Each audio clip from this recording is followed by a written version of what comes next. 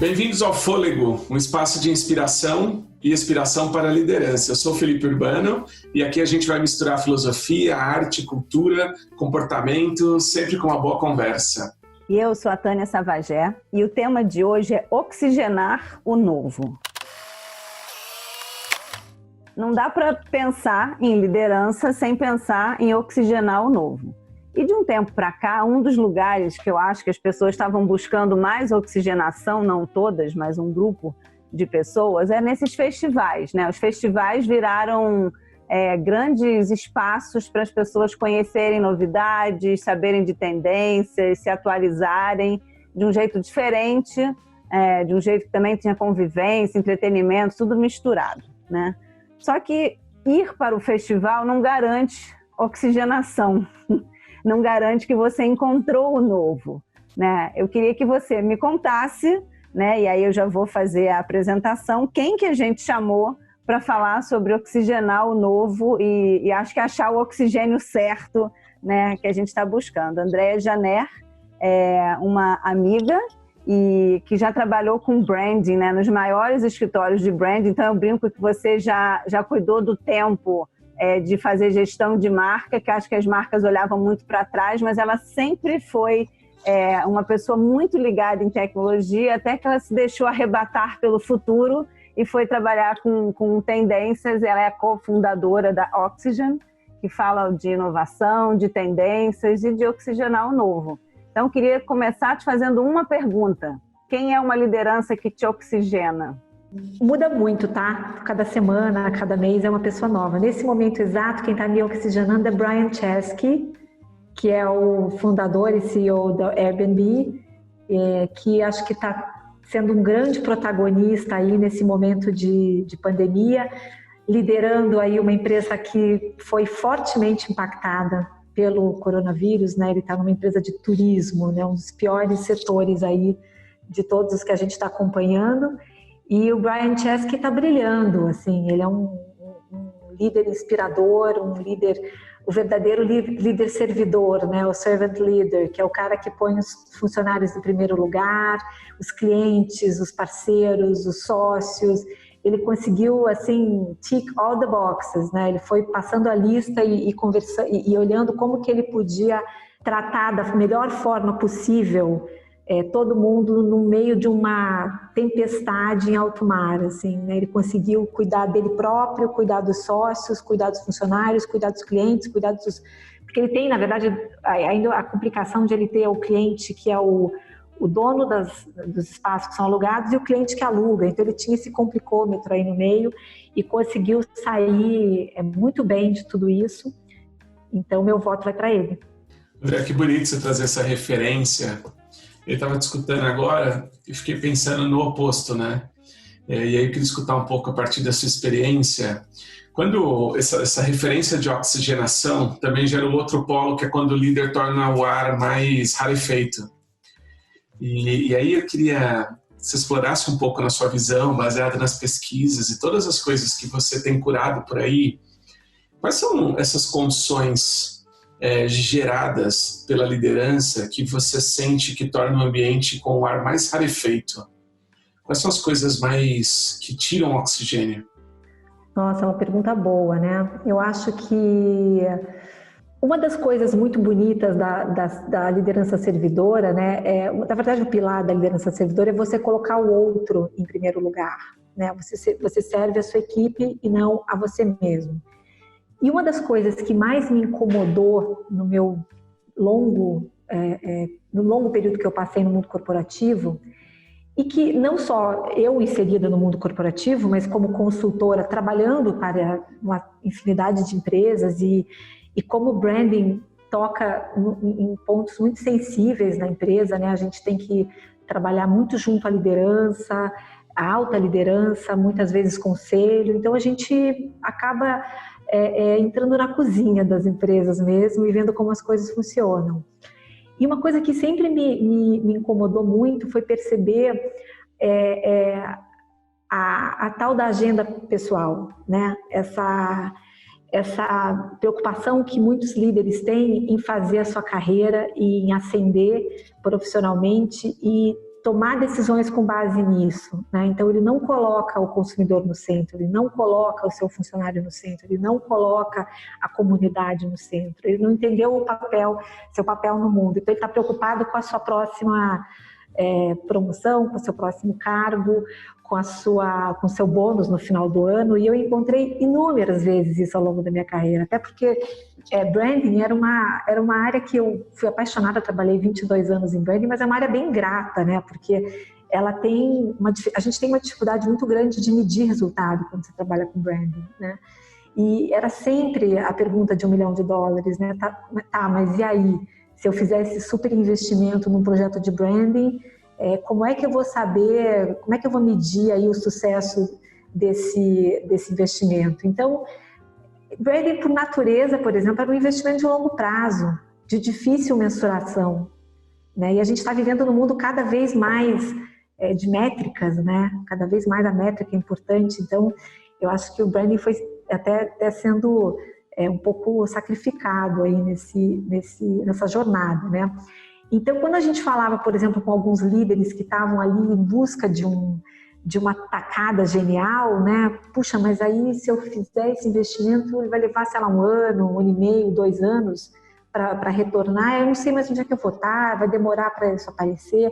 Então, a gente esbarrava, às vezes, em agendas absolutamente pessoais, em que não há uma preocupação genuína e autêntica com o que é melhor para a empresa naquele momento, o que é melhor para a marca naquele momento, né? Então, isso, assim, eu encontrei inúmeras vezes, assim, era muito... Eu achava lindo, assim, quando a gente encontrava um líder que tinha essa preocupação de deixar um legado, sabe? De fazer aquilo porque aquilo era o melhor para a empresa. E eu acho que essa postura individualista, egocêntrica, o que quer que seja, ela gera esse efeito de estrangulamento assim, no ambiente, né? As pessoas sentem que ali existe um olhar muito individual, que não existe uma preocupação com o todo. E eu acho que é em momentos de crise, inclusive, que essas personalidades afloram, né? Esses estilos de gestão afloram. Não sei se eu respondi essa pergunta. Para mim, essa foi a primeira coisa que me veio à cabeça quando eu penso assim, o ambiente tóxico numa empresa, né? Acho que é a política, é a famosa política, né? Tem um cara super legal chamado Safi Bahcall, que escreveu um livro chamado Loonshots, que ele tem várias teorias super interessantes, mas ele fala muito dessa questão da política nas empresas e que como as pessoas, ele fala muito da luta pela melhor ideia, né? Você está numa reunião, todo mundo está ali conversando, né? Fazendo um brainstorm sobre algum problema e de repente as pessoas começam a dar ideias. Não, e se a gente fizesse isso, e se a gente fizesse aquilo? Todo mundo já esteve nessa situação, né? E que vira uma competição pela melhor ideia, né? Eu quero que a minha ideia seja a ideia escolhida, né? E essa ideia vai ser implementada e lá na frente eu vou ser lembrado como o cara que deu a grande ideia, né? Isso é uma visão muito antiga das coisas. As ideias hoje são, na verdade, meio que um Lego, né? Você vai pegando um pedaço de um pedaço de outro, e no fim, ninguém é mais o autor da ideia, não existe mais um autor da ideia. As ideias são coletivas, são trabalhos feitos, são coisas construídas a partir de diferentes olhares, né? Que tem que ser diversos, que tem que ser, enfim, tudo isso. E que as empresas empresas muito hierarquizadas, né, muitos níveis hierárquicos, não existe muito essa questão da ideia, né? Todo mundo quer ser responsável por um golaço para poder, né, ocupar o próximo cargo, ir para uma lista de possíveis candidatos, para uma promoção ou para ganhar o seu bônus, né? Então, é sempre essa tensão entre talvez o curto prazo com o longo prazo, o que é melhor para todo mundo e o que é melhor para mim. De repente eu vou fazer uma coisa que é melhor para todo mundo e ninguém vai ver que fui eu. Faz muito sentido para mim sua resposta, porque inclusive deturpa o conceito de política, né? Que é o princípio grego da manutenção da polis. Então, na política, efetivamente da polis, o indivíduo age em favor da comunidade e não a favor de si mesmo. Então faz muito sentido. É tão rarefeito, é tão ruim que deturpa inclusive o princípio de política. Muito legal, muito. Eu estou te ouvindo E vem muitas coisas de crenças que a gente sempre acreditou que um líder deve ser e que agora a gente está vendo muito, muito de tudo isso cair por terra, né? Estava lendo uma pesquisa que, sei lá, 90% dos líderes são vaidosos. Ser vaidoso, tudo bem, né? O problema é quando você só olha para si. E tem outras coisas que a gente passou a acreditar que um líder deve ser, então tem que ser corajoso, não pode determinadas coisas. Eu tenho visto agora, num momento de transparência quase radical, líderes que pedem desculpas, né? E como que inverteu isso, né? Pedir desculpas, se no passado podia ser um sinal de fraqueza, agora é completamente diferente. Você pode falar um pouco sobre isso, né? Que acho que é um movimento aí importante, super, né? De pedir desculpa. Esse é um tema que eu adoro, porque até ele conecta um pouquinho com a introdução da nossa conversa, quando você falou dos festivais serem lugares de oxigenar, né? Ideias e tudo mais. E quem me conhece, quem me segue há mais tempo, sabe que eu sou apaixonada por festivais, que eles realmente mudaram a minha vida, a minha forma de aprender e tudo mais. Estou muito sentida agora que a gente está nesse momento de ato aí nos festivais e a gente não sabe quando isso vai ser retomado. Mas o ano passado, do South by Southwest, quem abriu, quem fez a palestra de abertura foi a Brené Brown, que é, na verdade, talvez uma das maiores embaixadoras aí da questão da vulnerabilidade, né, da coragem, que ela estuda e pesquisa isso há mais de 20 anos, né? E eu achei bem emblemático ela abrir o festival, né? Eu acho que quem abre a palestra de abertura, ela já dá um pouco o tom do que a gente vai ver e ouvir ali pelos próximos dias. Eu acho que o que ela trouxe foi muito, muito esse conceito de que tá tudo bem não estar tudo bem, né? O líder não é mais aquele oráculo a quem as pessoas recorriam e ele era obrigado a saber tudo, porque ele está na empresa há não sei quantos anos, ele já subiu vários degraus aí na corporate ladder, né? Ele já passou por várias funções, então ele tem que saber tudo. Ele já foi financeiro, ele já foi comercial, ele já foi administrativo, já foi tudo isso. E hoje eu acho que o líder, principalmente os líderes maiores, né, os CEOs das empresas, os presidentes, eles estão numa cadeira muito mais de facilitadores do que de controladores, né, de uma empresa. Eu acho que eles estão mais num papel... Na verdade, eu acho até que eles precisam mais dos soft skills do que talvez outras funções, né? Porque ele está ali num papel de mediar, de dar luz para as coisas importantes, de dar luz para os talentos, né? E a gente começa a ver que é um lugar muito difícil para se estar no mundo das redes sociais, né? No mundo que a gente está vivendo hoje, em que vivemos todos em casas de vidro, né? Cargo de CEO hoje, por mais que seja uma ambição para muitos executivos, né? Muitos profissionais, é uma posição extremamente complexa, né? E vamos pegar assim, o que aconteceu nos últimos 4 meses, né? A gente está entrando aí no 4º, 5º mês da pandemia, né? As empresas tiveram que aprender da noite para o dia como lidar com o trabalho remoto, como repor seus produtos na gôndola, como lidar com a saúde mental das suas equipes, como fazer com que o produto chegue de forma, enfim, sanitária, né? até as lojas, enfim, uma série de desafios. E aí a gente começa a ver quem se saiu muito bem, né? Quem ainda está tentando se recuperar do baque, quem sofreu um golpe, né? E muitos aprenderam fazendo. Muitas coisas a gente aprendeu fazendo, a gente nunca tinha passado por nada desse tamanho, né? E aí acho que criou-se um espaço de um momento muito difícil, né? Que acho que quando a gente olha para os Estados Unidos, por exemplo, você vê muito que logo depois dessa situação toda, desses 3 meses de pandemia, ele já houve, né, o assassinato do George Floyd, então a gente juntou com o problema da pandemia uma instabilidade social grande por causa disso, somada também a uma recessão, né, um desemprego super alto e tudo mais. É a tempestade perfeita, né? Aconteceu ali realmente uma tempestade perfeita.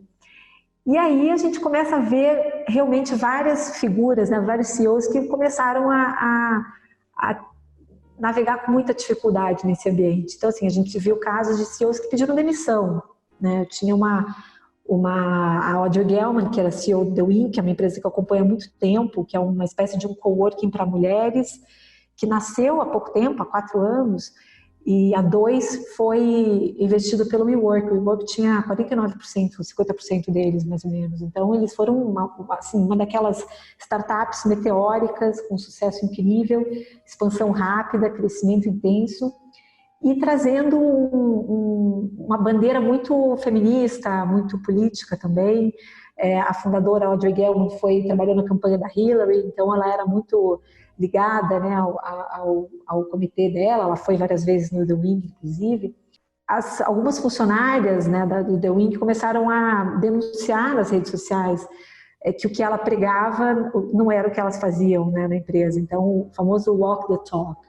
Não tinha ali o walk the talk, ela tinha uma série de buracos ali na gestão, na cultura da empresa, e ela veio ao público admitir, que acho que esse é o primeiro ponto, né? Primeiro o líder vai, pede desculpa, reconhece, foi fazer um roadshow, visitar todos os escritórios do The Wing para poder conversar com os funcionários e ouvir, se colocar numa posição de escuta.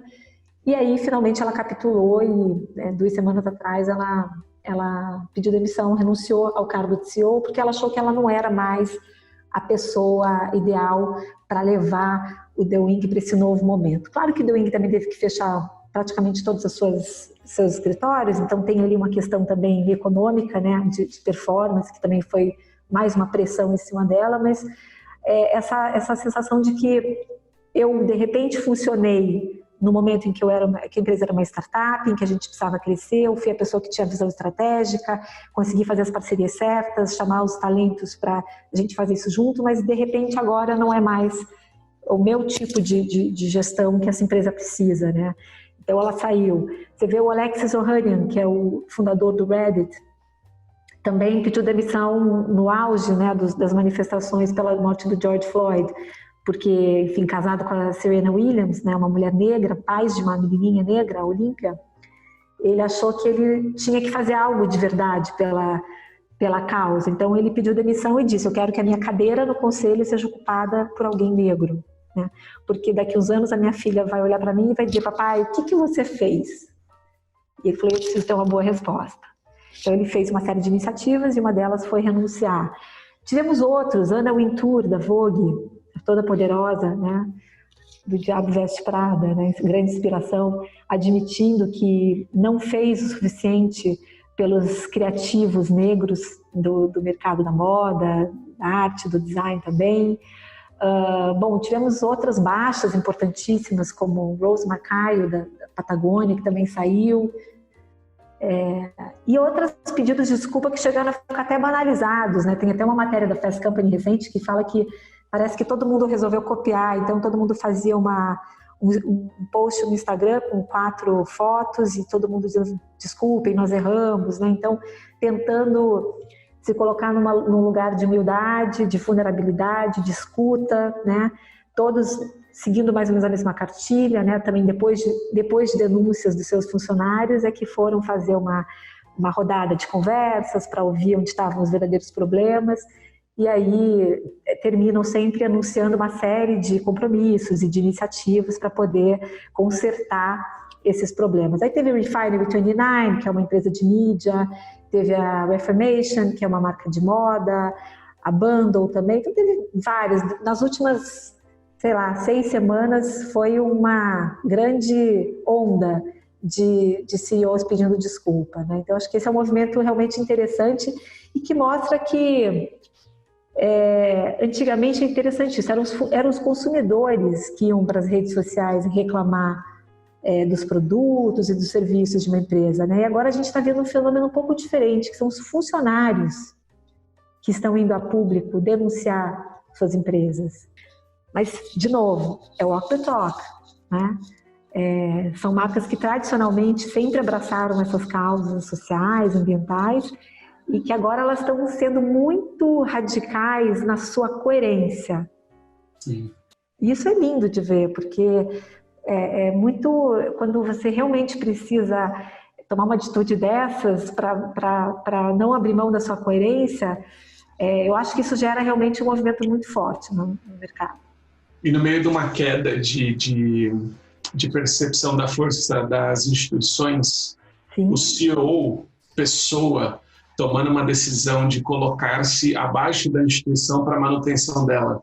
Então, esse pedido de saída, em alguma instância, tem um movimento na contramão mesmo desse descrédito das instituições, né? André, eu fiquei te escutando, minha cabeça voou para vários lugares e eu vou tentar elaborar minha pergunta, porque eu fiquei pensando na educação desses líderes. E aí, tem uma referência para mim. Na década de 90 foi a primeira vez que o Mohan publicou, embora eu já estudasse sobre isso, o movimento da complexidade dele, né? E é engraçado porque o Mohan estava olhando para a Guerra Fria e até vergonha de falar sobre VUCA hoje em dia, mas o Army College da Pensilvânia também estava olhando para esse conceito lá na década de 90. Então, puxa, olhando para a Guerra Fria e dizendo, esse mundo está meio estranho. E aí o Mohan veio vindo no pensamento dele, eu resgatei aqui em 99, ele escreveu A Cabeça Bem Feita, que foi uma super referência de educação. Qual é a minha pergunta? Quando você faz curadoria desse movimento dos líderes e olha desses exemplos de CEOs que você trouxe, me parece que tem uma reflexão sobre a agenda de educação desses CEOs para chegarem lá. O quanto que você vê esta diversidade toda que está no seu pensamento, você traz isso muito vivo, sendo alguém de histórico de branding, falando sobre moda, design, a importância desta formação que parece periférica no CEO, né? Parece que o CEO é formatado para estudar engenharia, administração, essa ciência mecânica, e a Tânia fala muito disso, assim, ó, eu tenho uma raiva do E do CEO, que é a execução. Então, essa oxigenação da arte, você foi várias vezes pro SXSW. Qual é o espaço da arte, da filosofia, desse lugar que é não linear, que é não pragmático, na formação desses líderes desse CEO? Como você encara isso? Nossa, essa pergunta é linda, porque é uma das coisas que eu e a Tânia, a gente conversa muito sobre isso, sobre o empobrecimento criativo da gente, né, como profissional, né, como pessoas mesmo. A gente, quando nasce, a gente é um ser curioso, a gente quer saber tudo sobre tudo, né? Pergunta o dia inteiro, mas por quê? O que é isso? A gente chega a ser impertinente às vezes, de tanto que a gente quer aprender e quer absorver, que nem uma esponjinha. E à medida que a gente entra no sistema educacional tradicional, né, eu vou falar assim de uma forma genérica, as escolas, sei que tem linhas diferentes, mas de uma forma geral as escolas tradicionais seguem mais ou menos o mesmo modelo, a mesma metodologia, e a gente vai lentamente sendo doutrinado a não questionar, né, a não perguntar, a aceitar as coisas como elas são. A gente aprende formas, a gente aprende dogmas, né? A gente recebe aquilo e aquilo tem que ser absorvido e aí a gente sai disso, vai para a universidade e quando entra no mercado de trabalho, a gente recebe, eu sempre penso nisso assim, na pessoa que entra numa empresa, né? O famoso onboarding, né? Eu entrei em empresas que meu onboarding foi um balde de água fria, de receber assim, de eu começar a perguntar, porque do meu temperamento, eu sou uma pessoa questionadora e inquieta, mas de perguntar algumas coisas e receber como resposta em lugares criativos, tá? Lugares que não são nem firmas de engenharia, são empresas de branding, que teoricamente tem um ambiente um pouco mais solto, né? De ter que ouvir coisas do tipo, não, mas aqui a gente faz assim. E aí eu perguntei, tá, mas não poderíamos tentar de repente fazer assado? Mas a gente sempre fez, assim, já tá meio consolidado, já deu certo, a gente vai repetir essa fórmula porque isso deu certo. Isso é uma coisa que me deixou muito, assim, marcada em alguns lugares que eu entrei. Como existia essa cultura do aqui é assim, aqui a gente faz assim. E aí as pessoas que entram e que poderiam oxigenar esse ambiente, poderiam trazer um novo olhar e uma nova forma de fazer as coisas, tem aquela tensão, aquela fricção entre, puxa, mas eu vou dar uma de maluco aqui, sugerir uma coisa completamente diferente, eles vão achar que eu estou sendo, né, pato novo, não mergulha fundo, aquela história, ou eu vou, então, me adaptar e me moldar a isso aqui, vou ficar aqui no meu cantinho, né?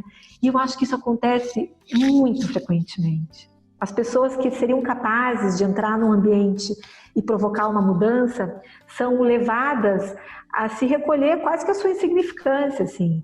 E a gente vai repetindo mais do mesmo, né? Por isso que eu acho que o mundo está ficando muito quadrado nesse sentido. Eu acho que as pessoas...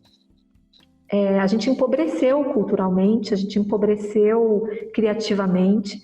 Então, acho que isso tem a ver com a forma como a gente foi educado, as escolas, a forma como o mercado corporativo nos recebe, né? Recebe uma pessoa nova que entra naquele lugar. Não estou nem falando do trainee, do estagiário, estou falando, inclusive, de pessoas que já trocam de empresa já em níveis hierárquicos mais altos, em cargos de liderança. E a gente está hoje vendo uma crise de criatividade nas empresas, né? E as empresas pedem inovação, pedem frescor, pedem oxigênio, mas a gente precisa fechar o quarter, né? A gente precisa bater a meta. A gente tem 85 e-mails por hora para responder. Então, assim, a tal da máquina de moer carne que eu tenho visto as pessoas se sentirem extremamente limitadas e sufocadas e sem conseguir pensar de forma criativa em soluções, né? O que é inovação? Inovação é pensar de forma criativa, ponto. É olhar para um problema e pensar em soluções que ninguém pensou. Isso não necessariamente vai passar por tecnologia, né? Claro que hoje tudo meio que passa, mas você pode ter um problema, solucionar de uma forma extremamente analógica um problema. Mas esse espaço para você, né, sair daquele dia a dia, né, sair da máquina de moer carne e pensar de uma forma criativa, para isso você precisa tempo, para isso você precisa repertório. Né? E eu não vejo as empresas apostando nem no repertório e nem deixando tempo para isso, porque eu, por exemplo, penso muito nisso, né? Quando eu chegava em casa daquela rotina de trabalho intensa, puxa, você chega em casa, você já tem que ajudar no jantar, você tem os filhos para ajudar a fazer o dever, você tem que organizar as coisas que você tem que fazer no dia seguinte e tal. E a empresa ainda espera que a gente tenha, né, ânimo para, puxa, vou começar a ver um filme, uma série, às 10, 11 horas da noite, você está morto, você vai acordar cedo no dia seguinte, você tem que fazer exercícios, tem que meditar, tem uma série de coisas que hoje em dia a gente tem que, né, inserir na nossa rotina para poder minimamente operar, né? Então, essa coisa da criatividade, ela precisa... Lembra do Domenico De Masi, que falava do ócio criativo, que ele depois caiu de moda? Mas é um pouco isso, assim. Eu defendo, eu sou bem subversiva com essa ideia. Eu defendo nas empresas que eu vou que o aprendizado e o pensamento livre tem que ser inseridos na sua rotina de trabalho. Você tem que ter uma hora para aquilo, né? Hoje que eu sou empreendedora, eu faço meu calendário, eu organizo minha manhã é a hora que eu leio. Então, assim, eu abro de manhã, não adianta marcar reunião, não adianta marcar call, ganha um pouco de autonomia à medida que você, né, meio que vira empreendedor, você também pode resolver um pouco a sua rotina. Então, eu coloco lá meus horários de leitura, meus horários de aprendizado, que é quando eu faço cursos online. Então, eu estou tentando criar esse espaço de uma maneira bem estruturada, porque também não é tipo, se der tempo eu penso. Você tem que abrir esse espaço na sua agenda, de uma forma proativa. Quando você é empreendedor ou dono do seu negócio, é mais fácil. Quando você está numa empresa, essa coisa da mesa de ping-pong, essa coisa do videogame, não é disso que a gente está falando, não é o espaço de descompressão para poder atrair o millennial que acha bacana ter, acha cool aquele escritório. É realmente... que as empresas possam investir de verdade em conteúdos construtivos para estimular a criatividade dos seus funcionários. Então, fazer, não sei, criar um momento de um clube de leitura, coisas bobas, tá? Falando de coisas muito simples.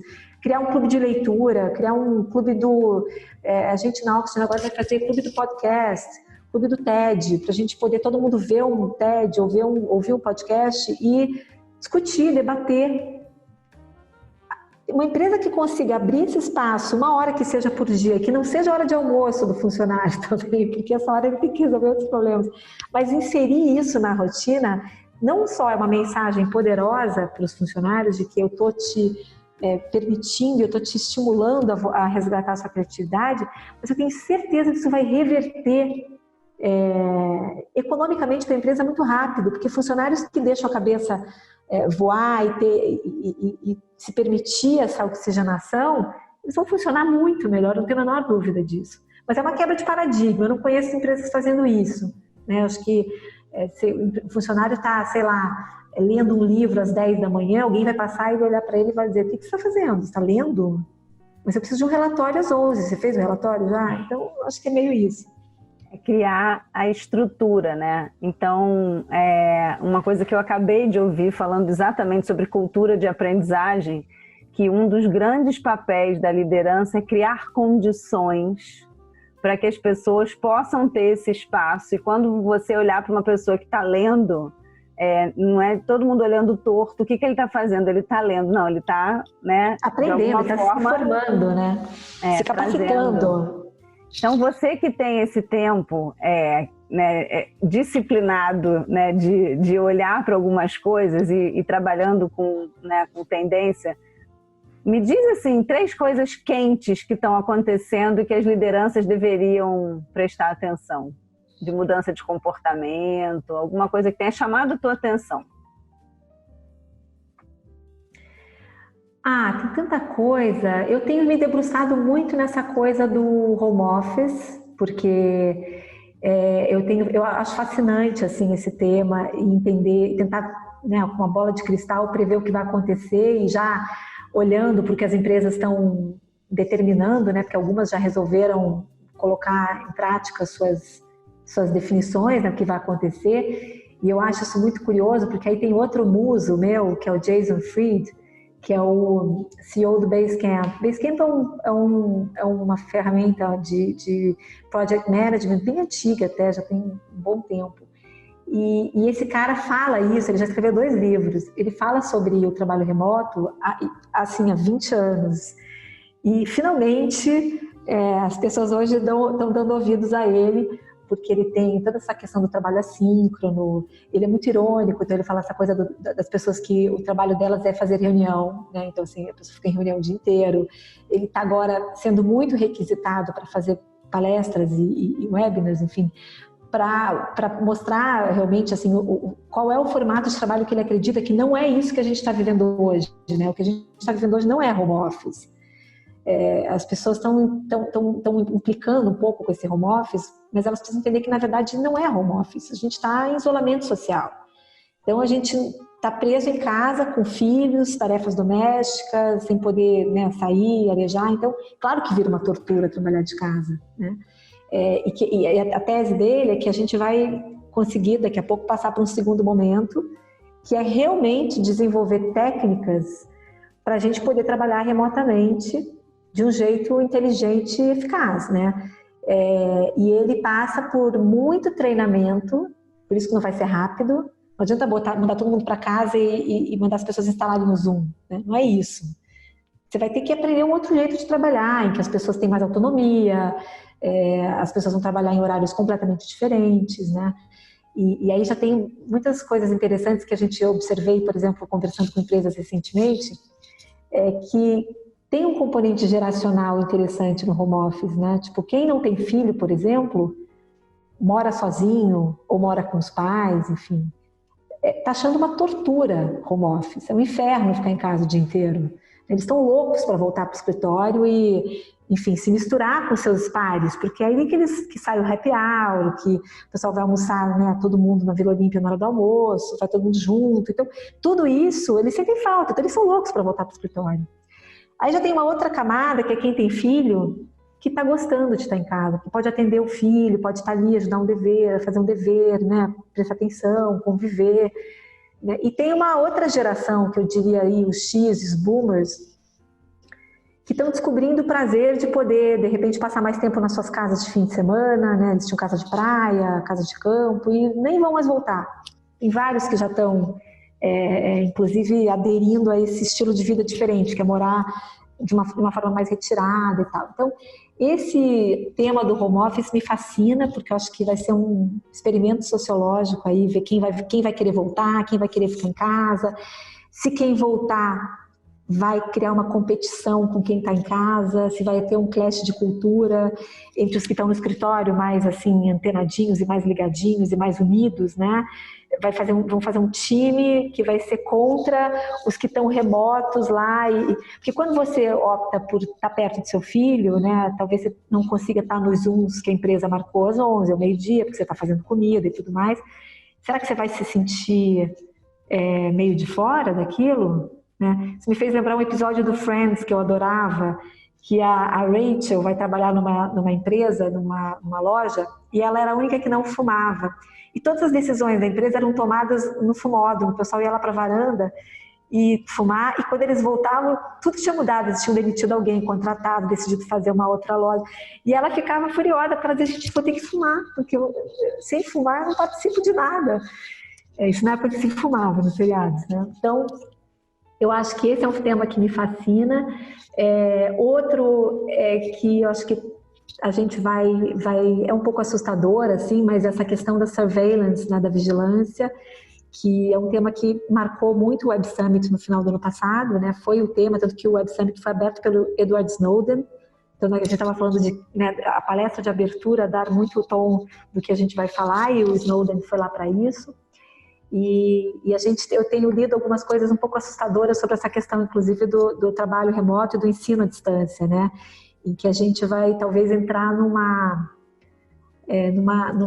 território aí perigoso, né? De que a gente vai poder ser vigiado em casa, né? Os nossos chefes vão saber exatamente quanto tempo você está passando online, se você está com muitas tabs abertas, se você não está prestando atenção na reunião, se você está navegando em outra coisa. As ferramentas vão se sofisticar a esse ponto, né? Então, você vai estar em casa, mas você vai estar sendo permanentemente vigiado, né? Então, isso é uma coisa que muitas empresas já estão fazendo. Elas já estão conseguindo ter um retrato muito preciso do quanto tempo seus funcionários estão passando realmente produzindo, né? Então, essa coisa da vigilância é uma coisa que me preocupa também. Acho que o morar também, como as pessoas vão viver, os relacionamentos, né? Hoje eu li uma matéria super interessante sobre uns speed datings que estão rolando online, que as pessoas entram em Zooms com algumas pessoas, depois são divididas em salinhas, e tem um speed dating one-on-one. Então, aqui no Brasil, então, assim, como que as pessoas vão se relacionar nesse momento de isolamento, né? As pessoas continuam, né? A gente tem as nossas necessidades naturais, então como que a gente vai lidar com isso? Então, acho que relacionamentos online é um tema bem, bem bacana. Love Tech, assim, né? Como que a gente vai, como as pessoas estão se encontrando, estão se relacionando no ambiente virtual, acho que é um tema curioso e divertido. André, tem uma parte do nosso podcast que a gente chama Respira Aí, que é um espaço onde o convidado pode trazer, a partir do campo de visão dele, como que ele enxerga dicas muito preciosas assim, para esse tempo de liderança que a gente está vivendo. A gente problematizou bastante no podcast sobre a situação da liderança, como você tem pensado isso. E eu queria que você trouxesse uma coisa bem prática, assim, de inspiração ou de respiração para a liderança nesse momento. Qual é uma dica prática que você traria para a liderança nesse tempo, se é que isso é possível? Se preocupar com a saúde mental das suas equipes. E menos com o resultado e a performance, talvez relevar um pouco, brigar por essa pauta, porque não é uma pauta fácil no mundo tão parametrizado que a gente vive hoje, né? Eu acho que os conselhos os acionistas estão esperando uma rentabilidade tal. Acho que todo mundo tem que sentar de novo na mesa, renegociar esses números, renegociar esses combinados, né? E com isso abrir espaço para que a empresa invista em outras coisas que muitas vezes são vistas como custo, né? Então, assim, acho que um bom suporte emocional partindo do princípio que a empresa já cuidou da saúde dos seus funcionários, né? Que ela está, enfim, todo mundo está coberto pelo plano, pode ter acesso a isso, não tem essa angústia no peito. Mas a saúde mental, saber que as pessoas estão sob pressão, estão com medo de perder seus empregos, medo da recessão que vem por aí, medo de não bater sua meta e aí ser punido por isso, medo de alguém da família, enfim, contrair o vírus e ter algum problema, medo de muitas coisas. Eu acho que abraçar essa pauta vai fazer com que os líderes realmente se sobressaiam, né? E ganhem muitos pontos com seus times, né? E talvez uma segunda dica, eu aprendi com a Andrea Cruz, que fez um takeover do meu perfil semana passada, dentro do movimento Vozes Negras Importam, é o da consciência coletiva, né?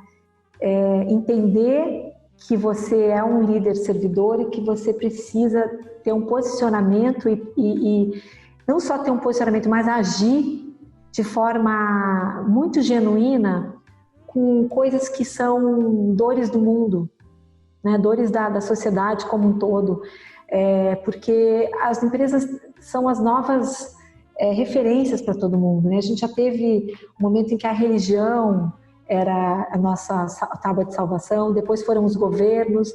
Hoje eu tenho confiança que são as marcas, né? As marcas estão fazendo muitas coisas boas pelo mundo. Então, acho que os líderes que estão lá na frente, eles têm o poder, eles estão no lugar certo, na hora certa, para poder causar um impacto real. Mas o impacto real não é o discurso, a narrativa bonita e empática, né? É realmente agir e ter a coragem de enfrentar os acionistas, enfrentar os seus conselhos e assumir posturas que podem não ser tão populares com eles, mas vão ser muito populares com seus funcionários e com a sociedade em geral. Agora, momento ping-pong. Marília Gabriela, perguntinhas rápidas, responde com o estômago, tá bom? Um livro. Essencialismo. Trilha sonora da sua vida. Natalie Merchant. Um insight, um pulo do gato. A gente vai viver muito. Se você não fosse, né, não tivesse essa profissão, qual você gostaria de ter? Jornalista. Andréia, depois desse papo vai ter um monte de gente que vai querer te ouvir. Se Deus quiser. Se Deus quiser. Aí a gente faz parte 2, parte 3, parte 4, entendeu? A gente faz uma série. Se for uma pessoa que seja, como é que ela te encontra? Bom, nós temos eu sou cofundadora da Oxygen, a gente tem um Insta que chama oxygen.brasil e a gente posta, enfim, um pouco dessa curadoria do que a gente vê por aí. A gente está no LinkedIn também. A gente tem o site www.myoxygen.com.br. Eu tenho também o andrea.janer e a gente vai lançar agora nos próximos, talvez, 2 semanas, a programação da Oxygen para o segundo semestre, que são cursos, webinars, eventos, e é como a gente entrega esse conteúdo de uma forma recorrente para as pessoas. A gente tem um outro pilar que é o de viagens, que está on hold, né, por razões óbvias. E a gente também presta algumas consultorias assim, mais ligadas à criatividade, tendências, inovação. E a gente tem os contatos todos lá. Meu e-mail, se alguém quiser, é andrea@myoxygen.com.br. E para você que teve fôlego para ficar com a gente até aqui, muito obrigado.